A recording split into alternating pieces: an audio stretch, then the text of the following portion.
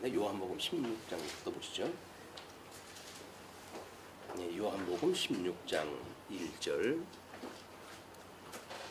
내가 이것을 너희에게 이름은 너희로 실족하지 않게 하려 함이니 사람들이 너희를 출교할 뿐 아니라 때가 이르면 무릇 너희를 죽이는 자가 생각하기를 이것이 하나님을 섬기는 일이라 하리라. 그들이 이런 일을 할 것은 아버지와 나를 알지 못함이라. 오직 너희에게 이 말을 한 것은 너희로 그때를 당하면 내가 너희에게 말한 이것을 기억나게 하려 함이요 처음부터 이 말을 하지 아니한 것은 내가 너희와 함께 있었음이라.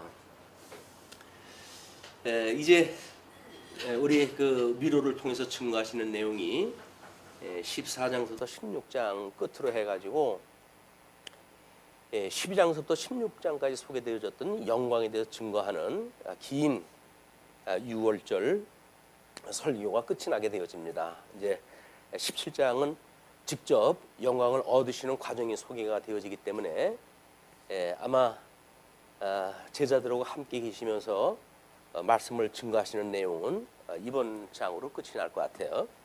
그러면 우리가 지난 시간에 우리 포도나무 비유로 해가지고 삼일체 하나님과의 관계, 이 관계에서 지금 열매가 맺어진다고 하는 것을 이제 소개를 했습니다. 이 열매가 맺게 되어진다. 이 열매를 맺게 되면 고난을 당하게 되어지지만 결국 주님께서 너희들을 사망 것을 이기시고 복을 갖다 허시겠다고 하는 내용이 이제 소개가 되어진 거거든요.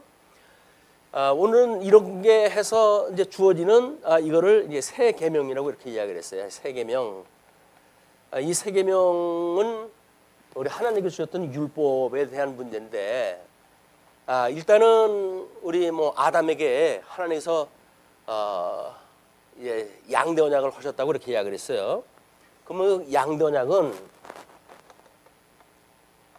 하나님의 의와 나라, 복과 나라, 이렇게 해가지고 이제 두 가지가 양대 언약의 내용입니다. 그러니까는 이 하나님께서 아담에게 주었던 그 어떤 법이라고 하는 그거는 의에 대한 복과 나라에 대한 복, 그거는 하나님이 이 언약한 것이 이 두 가지 온 창조를 하신 뒤에 아담에게 주었던 모든 내용이기 때문에 결국은 인생들 모두에게 주은 것이 하나님의 법이에요.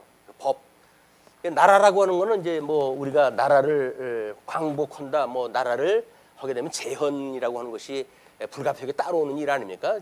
어떻게 통치하는가에 대한 통치법도 있을 것이고, 또는 생육하고 번성한다 그러면 생존하고 우리 생육하고 번성하는 그거에 따른 법도 이제 있을 거예요. 또 땅을 차지하려면 땅을 차지하는 것에 대한 법도 있겠죠. 그리고 이 복이라고 하는 그것도 복과 저주로 나뉘어 가지고 하나님의 법을 순종하게 되면 복에 이르지만 하나님의 이 법을 어기게 되면, 불순종하게 되면 저주를 입게 되어진다고 하는 것이 양대 언약의 내용이었잖아요.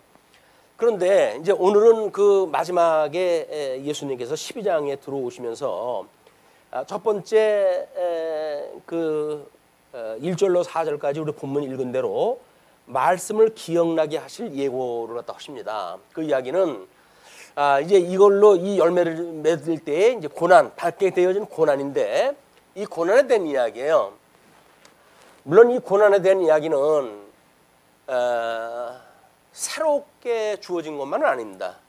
그래서 우리 구약에 보게 되면 우리 모세 오경에서 언약을 갖다 하신 대로 예수님께서는 저 나라에 대한 걸 이루시잖아요. 이게 선민국가라고 우리가 이렇게 이야기를 했어요. 선민국가를 갖다 하시는데, 이 모세오경 신명기에서 약속을 하시기를 내가 약속한 이 땅에 들어가게 되면 너희가 속히 나를 떠나서 우상을 섬기고 이렇게 불순종할 때가 되어진다. 그러게 될 때 내가 너희를 열방으로 흩을 것이야. 그러나 내가 너희들을 열방으로 흩은 자리에서 그냥 두지는 아니하고 너희들이 마음을 다하고 뜻을 다하여 돌아올 수 있도록 하는데 그걸 돌아오게 되면 나는 너희의 하나님이 되어지고 이제 너희들은 나의 백성이 될 것이야. 이 예고를 다 했어요 이미. 그러면 그 위로의 방법으로 선민국가에서 이 언약대로 해가지고 지금 유수되어져 있는 그런 그 상황 속에서도 끊임없이 선지자들을 보내가지고 얘들아 하나님께서 지금 너희들이 이렇게 이 나라를 잃고 다른 나라의 포로가 되어지게 한 것은 일찍이 언약한 내용이야. 너희가 불순종했기 때문에 지금 너희들이 이렇게 망한 거거든. 그런데 다시 하나님께서 회복해 준다고 하는 약속이 남아져 있으니까 너희들은 마음을 다하고 뜻을 다하여 하나님께로 돌아가자 라고 했던 것들이 선지자의 끊임없는 그런 하나님의 말씀의 선포였단 말이에요. 이거대로 이제 우리 예수님이 오신 건데요. 이제 이 예표적인 걸 통해 가지고 하나님이 실체적으로 이루어지는 역사입니다. 이 실체적으로 이루어질 때 지금 16장에서 이야기하기를 이제 우리 15장에서도 그들은 세상 사람들은 나를 이제 박해를 갖다 하고 그런 일로 인해 가지고 나를 먼저 박해했고 그렇기 때문에 나를 따른 너희들도 미워할 것이야 라는 걸 이야기가 되어져 있는 거예요.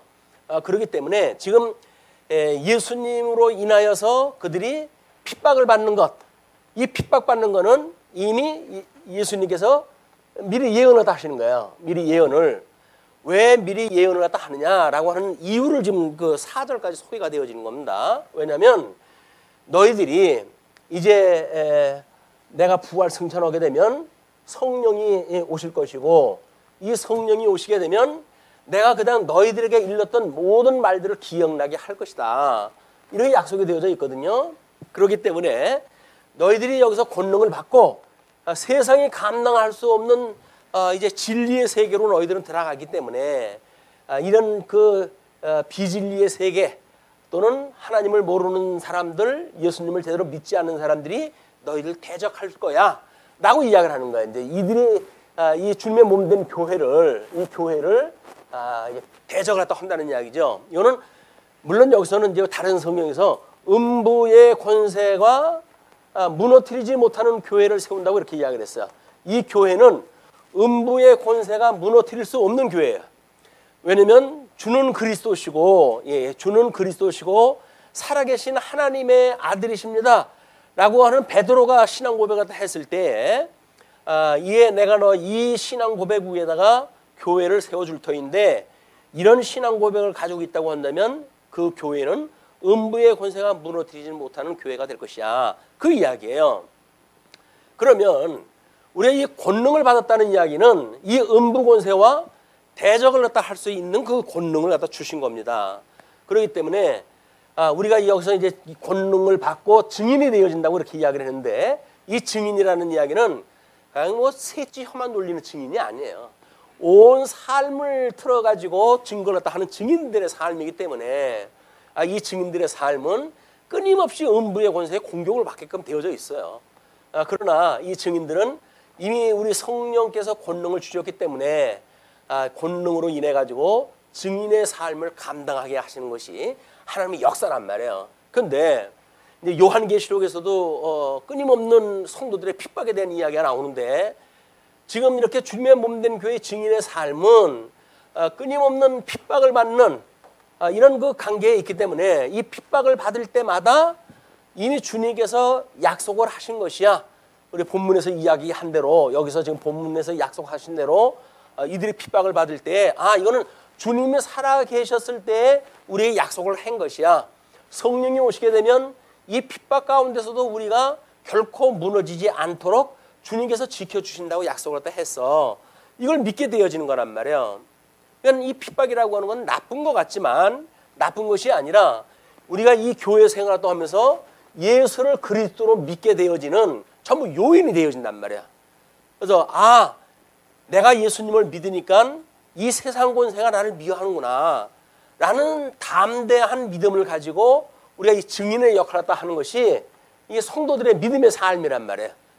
믿음의 삶이라고 하는 끊임없이 핍박이 있어야 돼요. 핍박이 없으면 뭐 우리 성경에서는 사생자라고 이렇게 이야기를 해요. 하나님 앞에 고난을 받지 않는 자는 사생자다. 왜냐하면 핍박을 줘야 이제 예수 그리스도의 증인으로 삶을 살 터인데 세상이 주는 것 그거를 그냥 넙죽넙죽 받아먹고 살아가는 것이 인생이라고 믿어지게 되면 그들은 세상 사람들한테 핍박받을 이유가 없어요. 세상 사람들한테 핍박을 안 받으니까 나는 잘 나가 이렇게 이야기하는지 모르겠지만 하나님께서 보시기에는 그것이 사생자란 말이에요. 이 하나님이 없는 우리 성부 하나님의 이제 우리 영광의 본체가 되시는 분이라고 이렇게 이야기를 했어요. 그런데 이제 성자 하나님은 영광의 광채가 돼가지고 이 땅에 오시는 거 아니에요? 그 이야기는 뭡니까? 구약 성경에서 우리 성부 하나님이 언약하신 대로 우리 성부 하나님께서 성자 하나님을 보내가지고 하나님의 언약을 이루어 준다고 하는 걸 보여주는 것이 우리 성부 하나님의 영광이에요. 그런데 이분이 광채로 오셨던 예수 그리스도는 마찬가지로 내가 지금 성령을 약속을 했다 한 대로 성령이 오게 될 것이야. 그래서 너희들을 증인으로 삼게 될 것이다 라고 하는 그 이야기가 성령 하나님에 대한 사역이에요. 성령 하나님은 이런 권능을 가지고 이 능력을 가지시고 예수님의 언약을 성령이 다 이루셔요. 그래서 성령이 그것을 이루심으로 해가지고 예수님은 내가 약속한 대로 모든 걸 이루는 그리스도 맞지? 라고 하는 걸 일러주는 이야기란 말이에요. 이걸 우리가 천상사역이라고 이렇게 해요. 천상사역. 예수 그리스도의 천상사역은 곧 이쪽에서 이루는 성령 하나님의 사역과 똑같은 거예요. 이게 이 천상사역의 주체가 예수 그리스도라고 한다면 이 성령 사역은 지금 예수 그리스도께서 천상사역을 증거하시는 증거하는 그런 그 능력으로 해가지고 지금 역사를 더 하시는 거란 말이에요. 그러니까 성부 하나님도 만사를 언약대로 이루신다고 하는 걸 보여줬고 그걸 광채로 보였던 예수님도 이제 내가 하나님의 이 성부 하나님 나를 아버지께로부터 내가 나왔는데 아버지께로부터 나오는 아버지의 하시는 일을 이런 모습으로 내가 그대로 보여줄 거야. 이게 광채란 말이에요. 그러면 우리 성령님은 오셔가지고 내가 아버지와 그다음에 아들의 영으로 이 땅에 왔는데 이제 우리 성령 하나님은 아버지와 아들의 영으로 이 땅에 와가지고 내가 우리의 아버지나 또는 그 아들이신 예수님이 약속한 모든 것들을 내가 여기서 이루어 갈 거야. 그냥 주님의 몸된 교회 실체적으로 역사하시는 일은 예수 그리스도의 사역, 아니 이 성령의 사역이 지금 이걸 모든 만사를 다 이루어 가는 거예요. 우리가 말씀운동 서원교라고 했다는 그 이야기는 말씀이 역사해서 성령이 역사해가지고 이루어가는 교회, 이걸 우리가 믿는 거란 말이에요. 그럼 이제 우리는 증인이 됐잖아요. 성령이 오시게 되면 너가 권능을 받고 증인이 됐다라고 이야기하는 건 뭡니까? 증인도 마찬가지로 이제 우리는 증인이니까 우리 증인도 성령이 오시게 되면 권능을 받고 우리 증인이 되어진다고 그랬는데 그 말대로 내가 성령을 받았어, 권능을 받았어 라고 하는 걸 뭘로 증거를 합니까? 증인의 역할로 그걸 증거를 다 하는 거예요. 모든 것이 언약대로 이루시는 구조가 성부 하나님도 성자 하나님도 성령 하나님도 또 예수 그리스도 안에 우리가 연합돼 가지고 한 몸을 이루는 성도까지도 바로 그걸 증거한단 말이에요. 증거하는 게 다른 거 증거하는 것이 아니에요. 언약대로 만사를 이루어 가시는 그런 그 성부 하나님에 대하여 성자 하나님의 광채가 되어서 그걸 증거를 했고 성자 하나님의 이 광채 되심을 성령 하나님이 오셔가지고 권능으로 그걸 증거를 다 하셨듯이 우리들도 성령의 권능을 입은 우리들은 하나님은 지금 살아 계시다는 거예요. 만사를 이렇게 언약한 대로 이루어 가시기 때문에 필시 이긴다고 약속했던 그 핍박이기 때문에 이 핍박이 온다 할지라도 우리는 담대한 믿음을 가지고 살아갈 수가 있는 거예요. 이게 우리 하나님과 우리를 보호하시는 방법이다.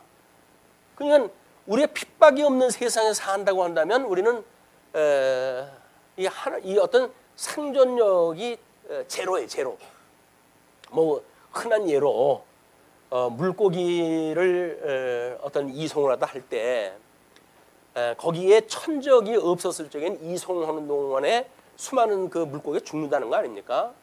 그래가지고 이놈들이 왜 다 죽나 해가지고 거기다가 천적을 몇 마리를 갖다 집어넣었더니 그 천적하고 싸우느라고 죽질 않고 이성지까지 오더라는 거예요, 그게. 그러니까 아무런 천적이 없고 자기한테 고생이 없다고 하는 사람들은 삶에 낙이 없어요. 삶에 의욕도 없어요. 왜 사는지도 몰라요. 그러니까 뭐 그냥 살다가 싫으면 그냥 가버리는 거예요, 그냥. 그리고 그 미친 듯이 살던 사람들도 아이 괜히 왔다 가네. 이렇게 헛소리 하면서 그냥 가는 거예요. 왜 왔는지를 몰라요. 왜 우리가 이런 삶을 사는지 이유를 몰라요. 그러나 우리 예수님이 나는 아버지께로부터 왔고 이제 내가 아버지께로 돌아갈 것이야. 그럴 때 이런 일들이 일어난다라고 이야기를 하듯이 우리가 아버지 주께로부터 나와서 주로 말미암고 주께로 돌아간다고 하는 우리 삶의 정체성이 밝혀져야 잠시 왔다가 이 세상에 사는 우리의 삶의 의미가 무엇인지를 알죠. 그것이 성도들의 신앙생활에 중요한 근거가 되어지는 일입니다. 그래서 그런 삶의 의미가 우리 예수 그리스도의 증인이 되어졌으니까 예수 그리스도를 증거하는 증인으로 삶이야말로 이 세상에 살아가는 하나님의 이 만사를 지금 하나님이 섭리하시는 일인데 그 안에 우리를 도구로 불러주신 거 아니에요. 이거는 피택되어졌다고 하는 이런 은혜는 말로 표현할 수 없는 그 은혜입니다. 그래서 예수 그리스도로 말미암은 하나님의 은혜를 깨달은 성도들은 모든 삶의 힘의 근원이 이 은혜로부터 나오는 거예요. 이 은혜로부터 우리는 이런 그 증인으로 삶의 동인이 만들어진다. 우리가 움직이고 싸우는 어떤 대적하고 하는 모든 원인들이 예수 그리스도로 믿는 은혜로부터 시작되어지는 거예요. 그런데 이 은혜가 하나님께 주어졌던 법, 우리 예수님이 너희를 죄에서 구원했다라고 이야기를 하는데 우리는 다 죄에서 구원받았다고 다 고백을 해요. 그런데 무슨 죄를 졌니? 그러면 사실 우리가 무슨 죄를 졌는지 몰라요. 예. 무슨 죄를 졌냐? 네가 무슨 죄를 졌냐? 그래서 다른 사람들은 그러잖아요. 아니 세상에 나만큼만 하라 그래라. 뭐 죄를 갖다가 있는 사람들이 예수님을 믿냐? 나는 우리 다른 사람들한테 하늘을 우러러보아도 한 점 부끄러움이 없는 사람이야 라고 보통 생각하는 사람들이 윤리적인 기준을 가지고 이제 재단을 했던 사람들이거든요. 그런데 우리 이 법의 출처를 이거로부터 시작되어진다고 한다면 이 세상에 하나님을 모른다고 한다면 이미 하나님이 제정한 법을 모른다는 거 아니에요? 그럼 하나님의 법을 모르는 사람들이 하나님 법대로 살았다고 하는 것이 성립이 되어집니까? 안 되어지는 거예요. 그게 우리 죄인이에요. 그래서 우리가 예수를 그리스도로 믿는 사람들이 웨스트민스터 신앙고백에 보게 되면 우리가 다 예수님으로 말미암아 구원을 받았는데 지금도 도덕법이라고 하는 것이 왜 필요합니까? 라고 하는 문제 제기를 스스로 해줘요. 그래가지고 우리는 그 도덕법으로 해가지고 불의를 깨닫거나 우리는 여기서 이 불의를 면제받거나 하나님의 이 어떤 의를 이루는데 그것이 도움이 되어지는 건 아닙니다. 다만 우리가 어떤 죄로부터 예수님을 믿고 사함을 받았는지에 대한 너무나 구체적인 것들이 적나라하게 이제 주어진 거 아니에요. 우리가 이 세상에 태어나가지고 숨 쉬는 것조차도 전부 이게 죄 가운데 하는 일들인데, 근데 그걸 몰라요 우리가. 관념적으로 내가 죄로부터 구원받았어라고 그러는데 너 뭔 죄 졌니? 그러면 죄를 모른다니까요. 물론 로마서라든지 이런데 우리가 불의하게 되어졌던 내용들을 압축적으로 소용을 하지요. 그래서 우리가 때로는 어두움에 우리를 내어버려 두었고 또는 미련한 그 우준한 가운데 이 우준한 가운데 내버려 뒀고 보면 상실한 마음에 우리를 갖다 내버려 뒀고 때로는 뭐 부끄러운 마음에 우리를 갖다 내버려 뒀고 그 다음에 합당치 못한 일을 갖다 하게 했다. 그래서 로마서에서는 불의했던 내용들을 이렇게 압축해가지고 신령한 내용으로 해가지고 소개를 갖다 합니다. 근데 신령한 내용으로 해가지고 부끄러운 가운데 우리를 내버려 뒀어. 그 이야기가 뭐예요? 우리들의 모든 예술 활동이 이게 부끄러움이라는 이야기예요. 하나님을 모르고 하는 모든 예술 활동이 그렇다는 이야기거든요. 하나님을 모르고 하는 모든 종교 행위, 이것이 하나님 앞에 부끄러운 일들이 다. 그리고 하나님을 모르는 이 철학 아래 우리가 모든 이 세계가 돌아가고 있잖아요. 그러니까 이 철학이라고 하는 것이 이 밝을 철자의 배우락인데 밝기는 뭘 밝습니까? 성경에서는 우준하다고 그래요. 우준하다고. 그런데 사람들은 이걸 가지고 뭔가 지혜를 갖다 얻고 세상에 논리를 갖다 만들고 이래가지고 오늘날 하나님이 없다고 하는 세상까지 이들이 만들어 온 거예요. 그러니까 끊임없이 하나님의 아는 법을 대적하는 일들이 세상에서 만들어가는 일들이란 말이에요. 문화, 종교, 사회, 다해, 상실한 마음, 이건 뭐 심리학으로 해가지고 우리가 어떻게 마음을 다스릴 거냐 이렇게 이야기하지 않습니까? 근데 그렇지 않아요. 우리들의 마음을 평안케 하는 것은 은혜로 말미암아 심령의 평강을 누리게 되어지는 거지 심리학적으로 우리가 평강을 누리는 게 아니란 말이에요. 이건 신령한 세계와 가시적으로 눈에 보이는 세계와는 차이가 있는 건데 우리는 현상 세계가 마치 믿음의 세계처럼 착각을 하니까 여기에서 뭔가 평강, 세상이 주는 평강을 자꾸 추구하다 하게 되어지는 거예요. 그렇지가 않습니다. 그 다음에 뭐 우리 여성 윤리 문제를 가지고 지금도 기독교 윤리에 대한 문제를 가지고 세상 사람들이 막 비판하고 그러잖아요. 근데 이제 세습 문제 때문에 윤리적인 문제가 지적되어지는 교회도 마찬가지고 그거를 지적하는 사람들도 윤리적인 잣대로 이걸 이야기를 하는 거예요. 그냥 그들이 하는 이야기는 정당성이 없어요. 예. 지네들이 뭘 안다고 윤리를 말합니까? 이게 합당치 못한 일을 갖다 하게 해가지고 전혀 인간 쓰레기 같은 일을 갖다 해가는 일들이 인간의 도덕인데 그걸 가지고 그 잣대를 가지고 교회를 비판한다? 물론 교회에서 이런 문제로 이 문제가 되어지니까 비판을 받죠. 이런 게 믿어진다고 한다면 왜 그러겠어요? 믿어지지 않으니까 그런 일들이 벌어지는 거니까. 그래서 믿음이 없는 교회를 마치 세상이 자기네들하고 똑같은 잣대인 줄 알고 그걸 판단하다 한다. 그걸 우리가 전폭적으로 지지하는 것도 문제가 있어요. 그 사람들은 뭘 모르는 사람들이 지적을 했다 하는 거예요. 3살 먹은 애가 그 대학교 교수를 지적을 했다 한다 그러면 그걸 수용이 됩니까? 안 되는 거 아니겠어요? 이런 거 문제가 차원이 다른 이야기예요. 이 세상 사람들이 사는 세계의 차원하고 믿음의 세계의 차원하고 차원이 다르기 때문에 우리는 이 해 아래의 것을 가지고 우리는 다만 하나님이 어떠한 분인가를 배우고 깨달아가는 일이기 때문에 하나님 이런 걸 주셨어요. 그러니까 이런 모든 대적단에 의해 가지고 우리는 핍박을 받게 되어지는 거야. 예수님은 지금 뭐 자세한 이야기를 할 수가 없잖아요. 그러니까 나를 믿을 때 너희들이 이런 핍박을 받을 것이야 라고 이야기한 게 뭐예요? 세상의 모든 문화, 종교, 사회, 경제, 정치, 이런 거에 의해 가지고 그 반한 믿음을 가지고 살아가는 사람들이기 때문에 너희들은 핍박을 받는다 그 얘기거든요. 여기서 이제 우리 주님께서 이런 어둠에 있던 우리를 빛으로 인도하다 하시고 우준에 있던 우리들을 하나님의 말씀으로 해가지고 총명케 하시고 그리고 상실했던 마음을 회복해 해가지고 하나님을 깨달아 아는 믿음 가운데 두시고 이런 역사가 이루어진 것이 예수 그리스도의 믿음으로 변화되는 새로운 피조물의 삶이란 말이에요.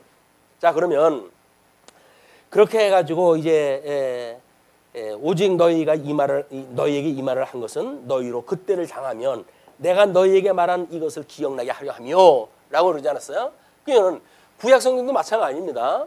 이런 역사가 있었을 때 선지자의 그 메시지를 듣고는 하나님이 살아계신 것이 틀림없구나 라는 믿음을 가진 자들은 그쪽으로 가게 되어져요. 왜냐하면 이거는 지금 우리 선지서를 구약 성경 중에 선지서를 하나님의 존재 증명이라고 이렇게 이야기를 했어요. 왜? 아니 하나님이 계시다고 한다면 우리를 포로로 이렇게 끌려가게 하실 수가 있어? 이렇게 이야기할 때 역설적으로 하나님의 살아계시다고 하는 증표야. 그게 뭐예요? 포로로 끌려간다고 약속되어진 대로 끌려갔으니까 그게 하나님 살아계신 게 맞죠. 그래서 회복에 참여하게 되어지게 되면 맞아요. 성경에 기록되어진 대로 회복되어졌어요. 그러면 하나님 살아계신 거예요. 그래서 우리가 핍박을 당할 때 주님이 나와 함께 하시는 거구나. 그러니까 어떠한 핍박이 온다 할지라도 주님께서 나와 함께 하신다고 한다면 내가 필시 이길 것이야 라고는 믿음을 가지고 살아가는 것이 성도들의 삶이란 말이에요. 그래서 7번 연단한 금같이 우리는 끊임없이 여기서 핍박을 당할 수밖에 없어요. 그러나 우리 하나님이 우리를 더욱 연단하시기 위해서 그 불구덩이 속에 늘 때마다 주님이 나와 함께 하시지 예수님이 나를 위하여 돌아가셨는데 사망 권세를 이기시고 부활하신 주님께서 나와 함께 하셔 라고는 믿음을 가지고 우리가 신앙생활을 하게 되어진다. 이게 지금 4절까지의 메시지예요. 그 다음에 이제 이야기는 반복되어지는 그런 그 내용이 많습니다. 자, 5절로부터 14절을 보시게 되면 보혜사에 대한 예고로 이제 영광을 증거하는 내용입니다. 자, 지금 내가 나를 보내신 얘기로 가는데, 그냥 이 성부 하나님께서 예수님을 보냈어요. 그러니까는 이 성자 하나님은 다시 성부 하나님께로 가신다는 이야기예요. 이제 어디로 가는데, 너희 중에서 나더러 어디로 가는지 묻는 자가 없고, 묻는 자가 없다는 이야기는 뭐예요? 당연하다는 이야기예요. 당연한 이야기는 뭡니까? 그냥 사람이 죽는 건 다 정해놓은 이치인데 한 번 왔던 분이 한 번 돌아가시는 게 당연한 거 아니겠어? 근데 뭘 어디로 가냐고 물어봐요. 자기네들이 살면서 다 배웠던 일 아니에요. 사람이 죽으면 어디로 가는 거 다 성경에서 이야기했던 거 아니에요. 그러니까 예수님이 내가 이제 간다라고 이야기했을 때 신령한 세계 하나님께로 간다라고 하는 이 영광의 세계를 이들은 모르는 거예요. 그러니까 예수님이 죽는다는 이야기로구나. 우리 아버지가 돌아가시듯이 예수님도 돌아가신다는 이야기로구나. 이렇게 일상적인 삶으로 해석을 다 했어요. 질문이 없죠. 뭐 궁금한 게 있어요. 질문이 어떠지. 그런데 예수님이 그걸 지적을 하셔요. 도리어 내가 이 말을 함으로 너희 마음에 근심이 가득하였도다. 왜요? 그동안은 예수님하고 동행해가지고 뭐 그 생업을 다 포기하고 3년 동안 따라다니면서 먹을 거 염려 안 하고 입을 거 염려 안 하고 그러고 살아왔잖아요. 그리고 때로는 뭐 내가 왼쪽에 오른쪽에 해가지고 뭐 권세를 잡을 것 같은 기대를 가지고 살아왔지 않습니까? 근데 예수님이 가신다고 그러니 그 아버지 없는 고아처럼 그럼 우리는 뭐란 말이냐? 뭐 우리는 낙동강에 오리알이 되는 게 아니냐? 이런 생각을 가지니까 무서운 거예요, 이게. 그러니까는 아버지가 어디로 가느냐라고 하는 이런 근본적인 문제는 관심이 없고 다만 두려워하는 것뿐이에요, 이게. 그러니까 그러나 내가 너희에게 실상을 말하노니 지금까지 실상을 말했죠. 그런데 너희들이 알고 있는 오해가 아닌 저 천상세계의 비밀, 감춰졌던 비밀을 내가 너희한테 말하는데 그 이야기예요. 그러니 내가 떠나가는 것이 너희에게 유익이라. 그게 유익이래요. 저는 예수님을 같이 살았으면 좋겠어요. 고집을 부리시겠습니까? 만약에 에덴 동산에서 여기서 우리는 질문이 그러잖아요. 선과 악을 알게는 과일나무 열매를 따먹고 하나님의 불순종함으로 해가지고 추방됐어요. 라고 이야기하다 들으면서 뭐라 그래요? 아니 하나님의 능력이 있으신 분이 선악과를 왜 만들어놨대? 선악과를 왜 만들어놨대? 그걸 따먹을 때 이놈 한마디 하시거나 그러면 얼마나 좋아? 왜 따먹고 불순종하고 그럴 때까지 가만 뒀다가 따먹었다고 하는 이유로 추방시키는 이유가 뭐냐? 라고 하는 것이 우리들의 전부 질문이에요. 예수님이 지금 아버지께로 간다라고 하는 거에 관심이 없다니까요. 우리가 이 선악을 아는 일에 하나님과 같이 되는 그 일이 뭔지를 몰라요. 그러니까는 그게 차라리 없었으면 에덴에서 천만 년 살 텐데 라는 게 저 좋다고 생각하는지 모르겠지만 우리 이 원형의 에덴 동산에서 그냥 살면 영원히 예수 그리스도와 더불어서 이 영원한 하나님 나라에 살 수가 있을까요? 살 수가 없는 거예요. 마땅히 에덴에서 내쫓아야 돼요. 내쫓아야 여기서 이게 어떤 선택을 받은 사람들의 삶과 그다음에 유기되도록 예정되어진 백성들의 삶이 다르게끔 되어져 있고 여기서 하나님께서 특별히 선택한 백성들만 예수 그리스도로 말미암아 구원을 갖다 하심으로 해가지고 우리는 놀라운 은혜의 감격을 가지고 살아가도록 하나님께서 프로그램을 그렇게 하셔서 역사의 계획을 그렇게 잡으신 거예요. 그러니까는 우리들 생각 가지고 왜 선악을 아는 나무를 모토로 중앙 동산에도 그것도 만들었대? 눈에 보이는데 그걸 놨대? 왜 또 그걸 뭐 먹음직스럽고 보암직스럽고 하필 그렇게 만들었대? 라고 해가지고 비아냥거리잖아요. 우리 하나님을 비아냥거리는 거예요. 그게 어떤 수준 가지고 우준하게 되어져 있는 우리의 IQ를 가지고 이 천지를 지으신 하나님에 대해서 조롱을 하는 거야. 왜 그랬대? 힘도 없고 능도 없나? 그래서 할 때 말리시면 될 것 같다가 그것도 못 말리셔가지고 추방을 보내셔? 라고 이야기하는 거랑 마찬가지예요. 출애굽을 갖다 할 때도 마찬가지였죠. 그들이 하나의 출애굽을 갖다 해가지고 먹을 것이 없고 입을 것이 없으니까, 마실 것이 없으니까 그러잖아요. 아니 우리를 여기 왜 끌어냈대? 아니 우리를 끌어내가지고 먹지도 못하고 이러다 죽게 만들려고 꺼내는 거야? 왜 꺼내놨어? 라고 이야기하죠. 우리 돌아가자 이렇게 이야기를 하지 않습니까? 여기 우준하게 되어져 있는 인간의 판단이라니까요. 그러나 하나님께서 그런 과정을 통해 가지고 정말 이 나중 영광이 먼저 영광보다 승하게 하시기 위한 섭리를 그런 방식으로 하시는 거예요. 이 아주 사람들 눈으로 보기에는 보잘것없이 되어지는 것 같은데 오히려 사람들 눈으로 보기에 뭐 화려한 그런 것보다 더욱 본질적으로 이것이 더 좋은 거야 라고 깨닫게 하는 방법이 이런 방식으로 하는 섭리가 다 하셔요. 그러니까 우리가 받는 이 고난에 대한 문제는 우리는 결코 그걸 꺼릴 길이 아니에요. 남풍아 불어라 동풍아 일어나라 라고 해가지고 핍박을 갖다 우리가 자처할 수 있을 만한 일이다 이게. 그러나 용기가 없으니까 그래도 뭐 없는 핍박을 갖다 내가 요청할 건 뭐 있냐 하나님 앞에 나 고생 좀 하게 해주세요 라고 기도할 사람이 있을까요? 없어요. 뭐 구체적으로 고생할 거 달라고 그러는 게 아니죠. 새로운 증인의 삶을 살게 되면 그건 어쩔 수 없이 고난을 받아야 되는 일이거든요. 근데 그걸 우리가 꺼려가지고 여기까지 그냥 하나님 여기까지만 내가 증인 역할을 또 할게요. 그 이상을 하려면 다가오는 핍박 때문에 전 무서워서 못해요. 라고 하는 것이 우리 보통 믿음을 가진 사람들의 일이에요. 새로운 선교지를 위해 가지고 뭐 복음을 증거한다든가 새로운 어떤 주의 이런 증거 사업을 위해 가지고 어떤 사업을 핀다든가 이런 거 우리는 짐작도 못하나요? 짐작할 수가 없어요. 왜? 어떤 핍박이 기다리고 있는지는 모르니까 그냥 현재 있는 상태에서 주어진 환난 속에서 그것만 그냥 족하게 여기자 라고는 소극적인 방법으로 우리가 이 핍박을 대한다. 그래서 좀 더 이걸 우리가 어떻게 적극적 방법으로 이에 대응을 갖다 하는지 적극적으로 대응을 갖다 하는지 또는 이거를 어떤 여기에 요 핍박을 주어진 거를 보통은 적응을 하면 살아가죠. 이건 하나님이 나와 함께 하시기 때문에 주신 거야. 요 정도는 내가 견딜 수가 있어. 주님께서 주신 권능으로 지킬 수가 있다는 겁니까? 아니면 지금 현재 주어진 여건이 견딜만 하다는 이야기입니까? 잘 보세요. 우리의 마음을 잘 들여다보세요. 이게 정말 적응되어진다는 이야기는 핍박을 주님께서 함께 하신다고 하는 것 때문에 우리가 여기서 위로를 받는 겁니까? 아니면 아직은 살만해요 라고 해가지고 그러는 겁니까? 요거를 잘 못 분별하게 되면 우리는 내가 믿음이 큰 거로 오해를 갖다 하는 거예요. 그렇지는 않습니다. 우리가 이보다 적극적인 대응을 갖다 하는 일이 선한 싸움을 싸우는 일인데 어떻게 우리가 선한 싸움을 해갈 것인가 라고 하는 문제는 주어진 거에 적응하면서 여기까지 나는 더 이상 앞으로 나가기가 힘들어 라고 하는 요거에 머무는 게 아니다.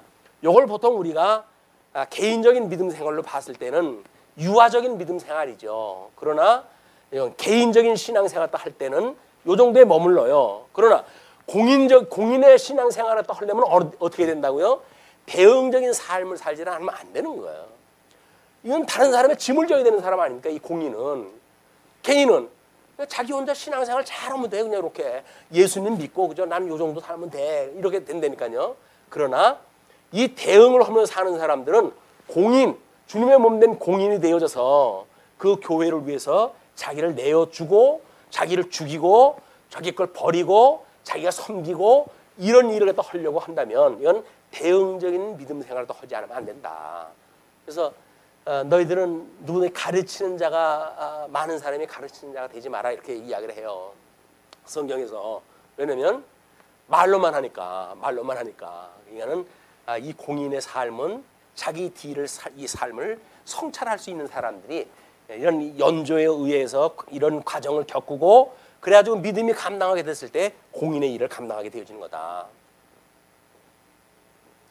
저런 걸 모르게 되면 너나 나나 다 예수님 믿고 구원받았는데 뭐 너하고 나하고 뭐 다른 게 뭐가 있어 라고 해가지고 거긴 존경도 없고 증인의 삶을 살아가는 선배들에 대한 존경심도 없는 거예요. 뭐 예수님 당신이 잘 나가지고 예수님 믿었어? 다 우리 거저 받은 거 아니야 은혜가? 이 이야기를 한단 말이에요. 그러나 이런 우리 파란만장한 인생을 살면서 얻게 되어지는 우리들의 이 믿음의 경험들은 아주 소중한 자산이 되어진다. 주님의 몸된 교회의 소중한 자산이 되어진다. 자, 그렇게 해서 이제 너희들이 내가 이제 그렇게 너희들에게 가는 것이 좋다라고 이야기 하시면서 이제 그러나 내가 세상 실상을 말하노니 내가 떠나가는 것이 너희에게 유익이라. 내가 떠나가지 아니하면 보혜사가 너희에게로 오시지 아니할 것이요. 가면 내가 그를 너희에게 보내리니. 예수님께 보내시기 때문에 주님께서 가셔야 된다는 거예요. 근데 그가 와서 죄에 대하여, 이제 그가 와서라는 그는 성령이죠. 성령께서 오시게 되면 죄에 대하여, 의에 대하여, 심판에 대하여 세상을 책망하시리라 라고 이야기를 했어요. 예수를 그리스도로 믿지 아니하고 정죄해가지고 십자가에 못 박아 죽인 사람들, 이 사람들이 무슨 죄인지를 다 이제 예수님이 보냈던 성령이 오셔가지고 책망하도록 하시겠다 그 이야기예요. 그리고 예수님이 사망 권세를 이기시고 부활 승천하심으로 해가지고 아버지께로 가심으로 해가지고 신령한 영으로는 이 하나님의 아들이라 인정함을 선포하였노라 이렇게 이야기를 하죠. 혈통적으로는 다윗의 자손으로 오셨고 신령한 영으로는 사망 권세를 이기시고 부활하심으로 이 아버지의 아들이라고 선포가 되었느니라. 로마서에서는 그렇게 이야기를 해요. 그 이야기를. 그러니까는 예수님이 지금 아버지께로 간다. 그 이야기는 부활 승천을 갖다 해야 되는 일이에요. 그렇기 때문에 성령이 오셔가지고 좀 의가 무엇인지 알려주겠다 이 이야기예요. 너희들 거짓 의를 가지고 예수님 죽였지. 근데 진짜 의가 뭔지를 내가 이야기를 해줄 거야. 그것이 하나님이 기뻐하시는 법투제란 말이에요. 이게 하나님이 기뻐하시는 법이 무엇인가 이거를 알려주겠다. 그런 그 이야기죠. 그리고 심판에 대해서 이야기를 하는데 거기서 그렇게 이제 구체적으로 이야기를 합니다. 죄에 대하여라 함은 그들이 나를 믿지 아니하며 의에 대하여라 함은 내가 아버지께로 가니 너희가 다시 나를 보지 못하며. 여기서 인칭 대명사를 잘 볼 필요가 또 있어요. 첫 번째 죄에 대함은 그들이 나를 믿지 아니함이고 의에 대하여라 함은 내가 아버지께로 가니 너희가 나를 다시 보지 못한다라고 차별을 둬요. 그러니까는 그들은 예수의 것을 정죄한 자들이죠. 근데 이들은 끝까지 믿지 않아야 되니까 예수님이 하나님의 아들이라고 하는 걸 알면 안 돼요. 그렇기 때문에 특별히 선택받은 사람들만 너희들은 이제 내가 아버지께로 감으로 날 보지 못해. 그 이야기는 성령이 왔을 때 성령이 너희고 함께 한다고 하는 걸 깨닫고 신앙생활을 하게 될 것이야. 그런 이야기죠. 그리고 심판에 대하여라 함은 이 세상 임금이 심판을 받았음이라라. 우리 예수님이 복음 증거를 하실 때 이미 사도들을 전도 여행을 보냈을 때 이제 그 사단이 하늘에서 떨어지는 걸 내가 보았다 이렇게 이야기를 하잖아요. 이거는 예수님이 오셔가지고 하시는 모든 공생의 사건은 사단을 진멸하시는 사건이에요. 거기에 이제 최극에 오른 것이 사망 권세를 이기시는 사건입니다. 사망 아래로 내려가셔도 사망 권세를 철장 권세로, 우리 창세기 3장 15절에 이야기했던 것처럼 남자의 후손은 여자의 후손을 머리를 상하게 할 것이고 여자의 후손은 남자의 후손의 발뒤꿈치를 물 것이다. 그래서 십자가에 못 박게 됐지만 이제 그 여자의 후손은 뱀의 권세를 머리를 상하게 한다고 그랬거든요. 철장 권세로 그 머리를 상하게 해가지고 사망 권세를 이기시고 부활하신 분이에요. 부활하시고 승천하셨다. 내가 아직도 너희에게 이를 것이 많이 있으나 지금은 너희가 감당하지 못하리라. 성령이 오시지 않으면 예수님이 간단한 복음을 이야기해도 제자들이 이해를 못했잖아요. 그래가지고 자꾸 쉬운 소리를 갖다 하고 그랬잖아요. 내가 하겠다는 동 이런 이야기를 하니까 너희는 감당할 수가 없어. 그러니까 나는 가야 되겠고 성령이 오시게 되면, 그러나 진리의 성령이 오시면 그가 너희를 모든 진리 가운데로 인도하시니 그가 스스로 말하지 않고, 성령이 오셨다고 해가지고 성령 자체 스스로 이야기하시는 것이 아니라 오직 들은 것을 말하며 장래일을 너에게 알리시리라. 그 이야기는 이제 15절에 분명히 나타나기를 그가 내 영광을 나타내리니, 영광을 나타내는 거예요. 이 영광의 광채가 되시는 예수 그리스도의 영광을 성령 하나님께서 이 권능으로 해가지고 이걸 나타낸다. 이게 보이죠?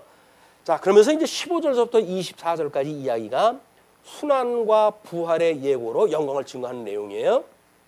조금 있으면 너희가 나를 보지 못하겠고 또 조금 있으면 나를 보리라 하시니 제자 중에서 서로 말하되 우리에게 말씀하신 바 조금 있으면 나를 보지 못하겠다고 또 조금 있으면 나를 보리라 하시며 또 내가 아버지께로 감이라 하시는 것이 무슨 말씀이냐 하고 감당하지 못하는 얘기가 증거가 됐죠. 무슨 얘기인지 말귀를 못 알아들어요. 아직은 이제 조금 있으면 너희들이 나를 보지 못한다는 이야기, 또는 내가 아버지께로 간다는 이야기, 조금 있으면 나를 본다는 이야기, 그런 그 이야기를 무슨 얘기인지 알아듣지 못하는 거예요. 그러니까 또 말하되 조금 있으면이라 하신 말씀이 무슨 말씀이냐, 무엇을 말씀하시는지 알지 못하노라 하거늘. 이건 누가 한 거죠? 제자들 중에서 있었던 이야기예요. 예수께서 그 묻고자 함을 아시고 이르시되 내 말이 조금 있으면 나를 보지 못하겠고 또 조금 있으면 나를 보리라 함으로 서로 문의하느냐? 우리 보통 이제 이 학문, 요 학문의 공동체에서 하는 이야기들은 뭐라고 이야기를 하냐면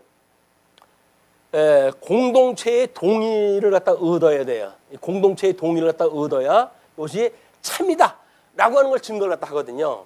그러니까 어떤 이 학문 세계에도 그것이 학위를 받으려면 선험자들한테 이거 전부 동의를 갖다 구해야 돼요. 그래 거기서 박사 학위를 갖다 수여해야 이 사람은 이 진리 세계에 이제 한 박사다라고 하는 학위증을 준단 말이에요. 하나님이 보시게 되면 웃기는 이야기죠. 왜냐하면 이 진리라고 하는 것은 이 사람들은 이 거짓 진리를 진리라고 여기고 있으니까 이런 일을 갖다 하는데, 우리 공깃돌 수백 개가 모여가지고 의논한다 해가지고 진리가 될까요? 네? 공깃돌 수백 개가 모여가지고 지네들끼리 야, 이건 진리 맞지?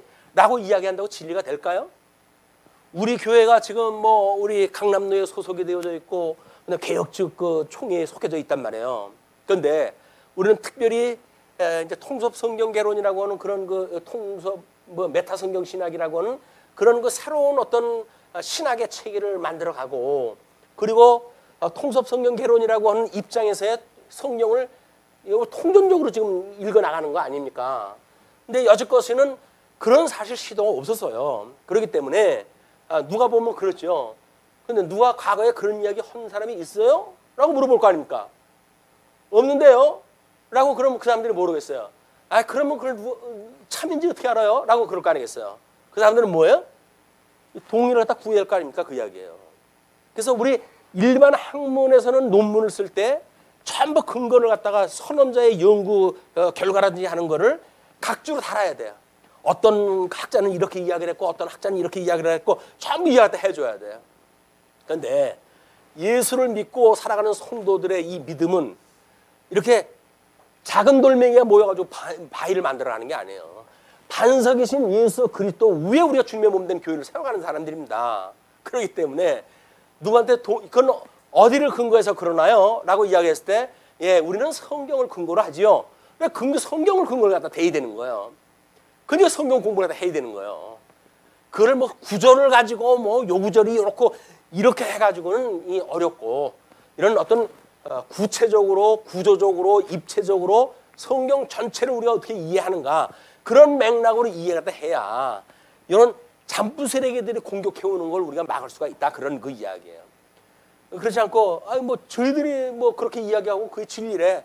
그걸 내가 어떻게 믿어? 라고 하는데 못 믿어요, 이거를.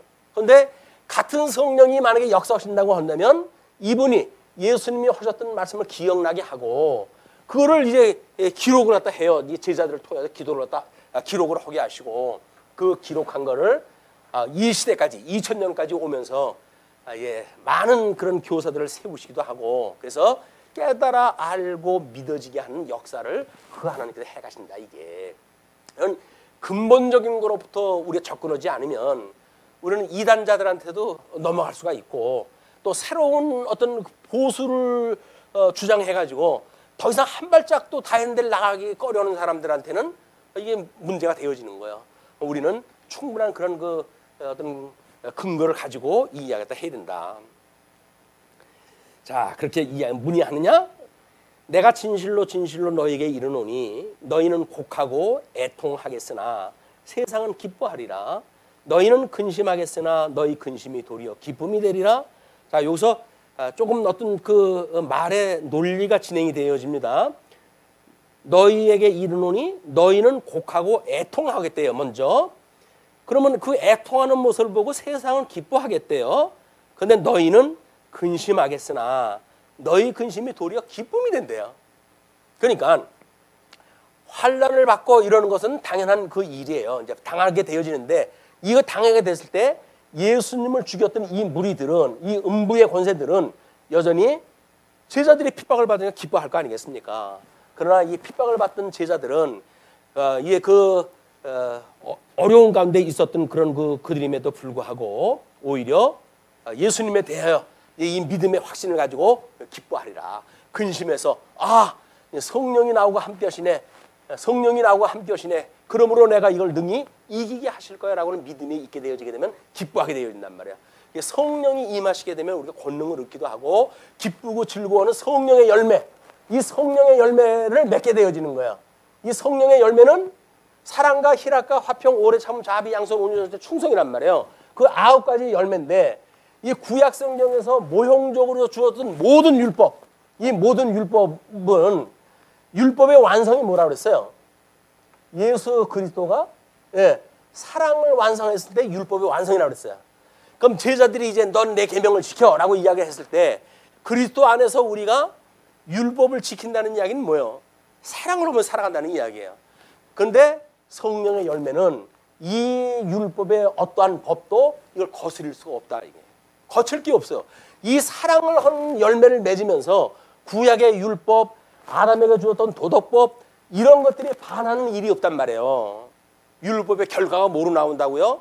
사랑과 기쁨과 즐거움, 환희, 희락 뭐 이런 걸로 해가지고 이게 나오기 때문에 구약적 율법으로 해가지고는 도저히 이게 반대할 그런 율법이 없단 말이에요.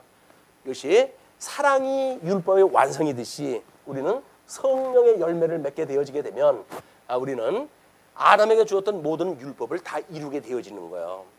그런데 아직도 이제 우리가 이런 육신을 입고 있기 때문에 만들어지는 죄의 문제들이 있잖아요. 그러니까 우리가 우리에게 죄인자를 사하여 준 것처럼 끊임없이 우리 죄를 사하여 주시옵고 우리를 시험에 들게 하지 마시옵고 그리고 우리를 악에서 구해 주세요라고 하는 이 기도는 언제까지 유효한 거예요? 우리 육신의 장마 벗어버릴 때가 유효한 거예요. 끊임없이 이걸 기도를 갖다 하는 거예요. 나는 지금 사랑의 열매를 맺고 있기 때문에 그런 거 안 해도 돼라고 하는 이야기는 거짓말이에요. 육신을 입고 있으면서 나는 죄 진 게 없어라고 하는 그럼 거짓말이에요. 자, 그러면서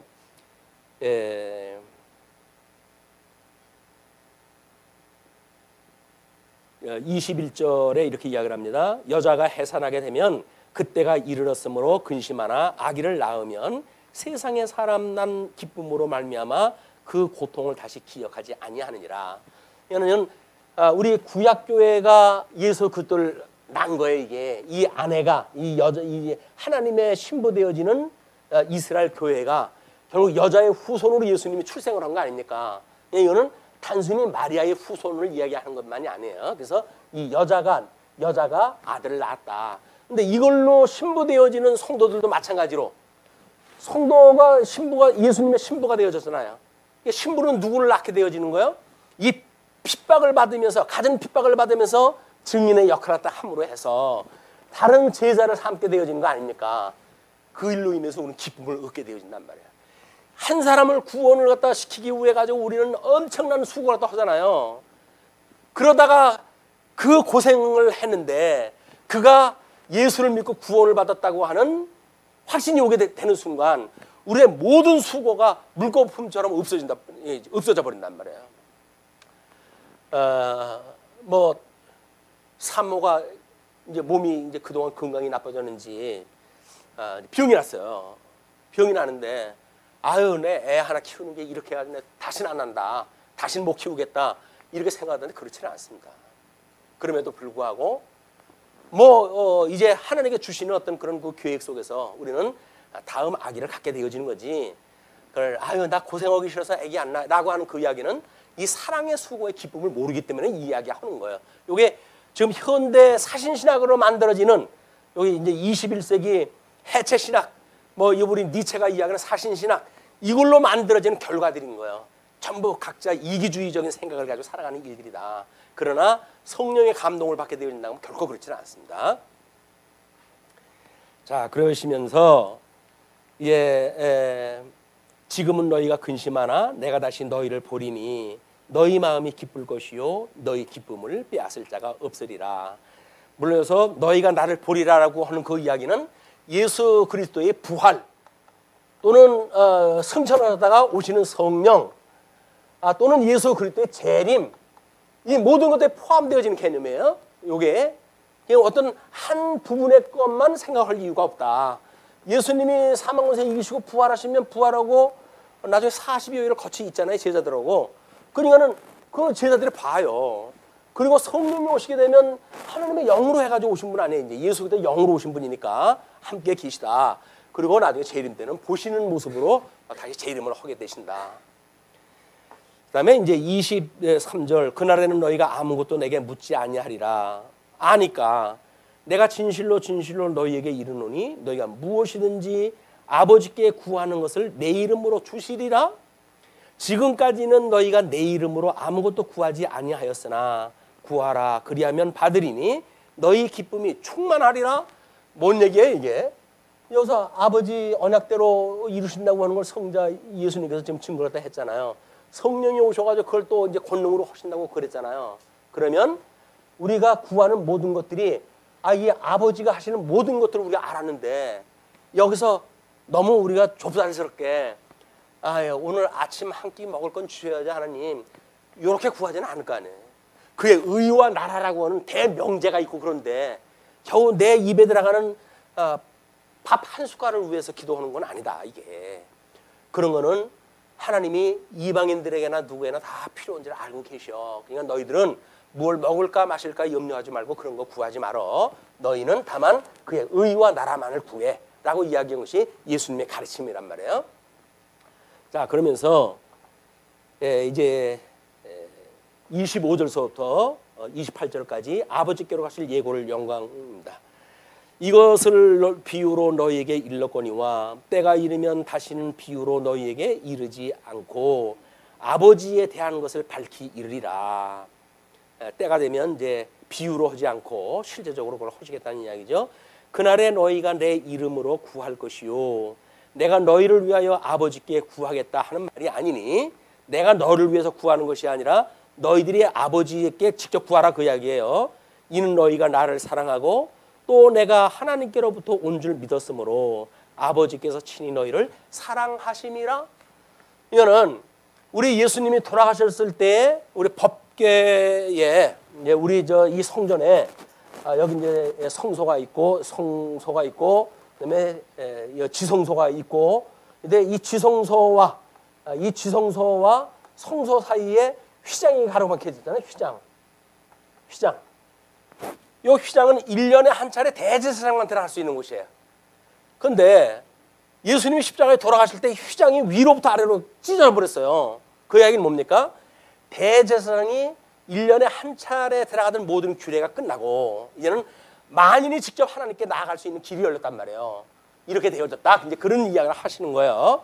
그러니 친히 너희를 사랑하심이라. 내가 너희에게서 나와 내가 아버지에게서 나와 세상에 왔고 다시 세상을 떠나 아버지께로 가노라 하시니 제자들이 말하되 지금은 밝히 말씀하시고 아무 비유로도 하지 아니하시니 우리가 지금에야 주께서 모든 것을 아시고 또 사람의 물음을 기다리지 않는 줄 아나이다. 이로써 하나님께로부터 나오심을 우리가 믿사옵나이다. 그 믿음의 고백을 그렇게 이야기를 하는 거예요. 이제 그러면서 예수께서 대답하시되 이제는 너희가 믿느냐? 보라, 너희가 다 각각 제 곳으로 흩어지고 나를 혼자 둘 때가 오나니 벌써 왔도다. 그러나 내가 혼자 있는 것이 아니라 아버지께서 나와 함께 계시느니라. 자, 여기 구약성경 어디에서 그런 사건이 벌어졌다고요? 우리 우리 이스라엘 백성들이 바벨론의 포로로 끌려왔을 때 각초로 하나님과 흩어진다고 이야기를 하지 않았어요. 그걸 예수님이 십자가에 돌아가셨을 때 그 예수님만 남겨놓고 다 흩어지는 거예요. 다 흩어져 도망가는 일을 예수님께서 지금 설명하다 하는 겁니다. 그러면서 33절 우리 29절서부터 33절까지는 세상을 이기실 예고입니다. 이것을 너에게 이르는 것은 너희로 내 안에서 평안을 누리게 하려 함이라. 이 핍박 가운데 있어요.